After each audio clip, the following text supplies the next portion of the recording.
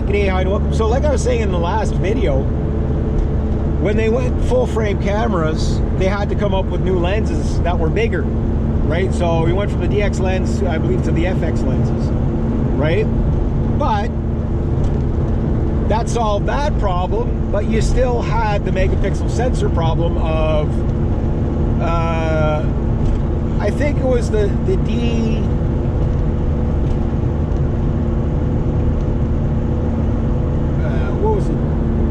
D70 went from 6 megapixels to 8 megapixels, and it had better sharpness and stuff like that, and better resolution, but the sensor, the pixels were too close together, and you were getting a lot of way more noise. And it took them a long time before they were able to get those shots clean enough. And when the full frame sensor helped out with that, because it allowed the sensor to be bigger, to accommodate these bigger megapixels, you know, numbers, right? So going from 6 megapixels to like 12 or something. And it was around the 14 to 20 megapixels where they really started to find out, by changing new sensors, you know, main sensors and stuff like that. It was around that time that they got rid of the noise issue and figured out how to, you know, go to better sensors that allow you to get better, you know, better image quality. There were cameras like, for example, and this is in when the D300 came out, which was a really cool machine, really fast, probably one of the fastest shutter cameras you could get, right? You know, DSLR you could get. It was just ridiculously fast at that time, which replaced the D100 and the D70, right? And this was a semi-pro camera. And then the D700 was like, you know, the pro camera. And at that time, I think the D3 came out. The D2 or the D3 came out, right? I think it was the D3 came out by that time. It was around 2008 or so. And the thing is that the first time I went to a camera convention and I tried the D300, and I hit the shutter and went like that. I was just like, this thing is ridiculous. It was so much faster than my 4 frames per second. But did I need that? I don't know. But it was neat, you know, and I really wanted it. But the build construction of the D100 was still much better with the magnesium body and all that, or aluminum body or whatever it was,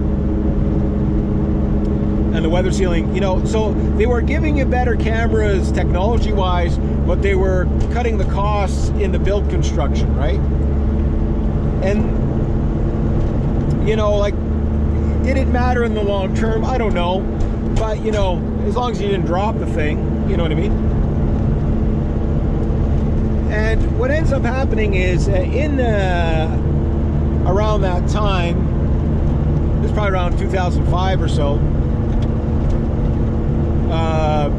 Hasselblad came out with a medium format camera that was, I can't remember if it was 30 or 65 megapixels.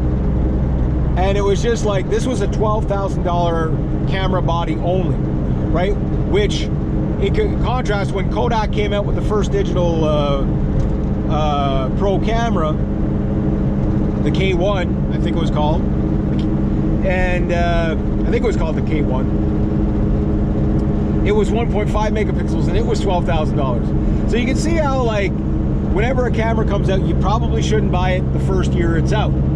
Problem is the camera technology moves so fast that, you know, you buy this super camera and then a one that's even better comes out right after. But there does come a point, probably I'd say by about 2017, 2020, somewhere in that area, where you can buy a camera where, you know, it doesn't matter from this point on. The specs are redundant. It's like the crappiest camera, whether mirrorless or DSLR, that you can buy is so good that as long as the thing is functioning,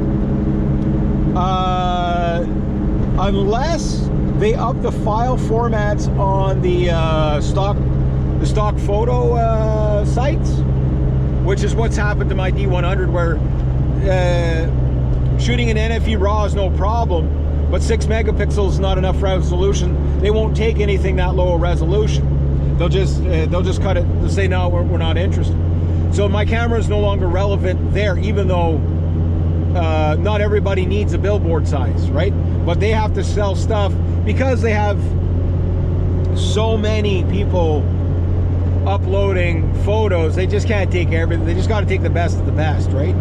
And they're going to take, okay, well, it's got to be at least 20 megapixels, or don't waste our time. You know what I mean? And that's fine.